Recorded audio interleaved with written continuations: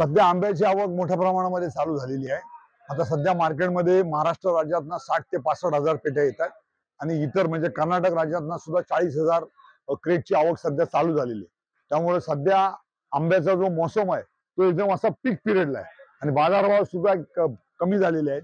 बाजारभावाचा विचार केला तर आता होलसेल मार्केटला 200 रुपयापासून तर 700 रुपये डझन या भावानं आंबा विकला जातो, जो सगळ्यात स्वस्त असा आंबा सध्या मार्केटमध्ये विकला जातो। तेव्हा आंबा खवय्यांना आता खुश खबर आहे की आता आंबे स्वस्त झालेले आहेत, तेव्हा आता भरपूर आंबे खाऊन घ्यावे।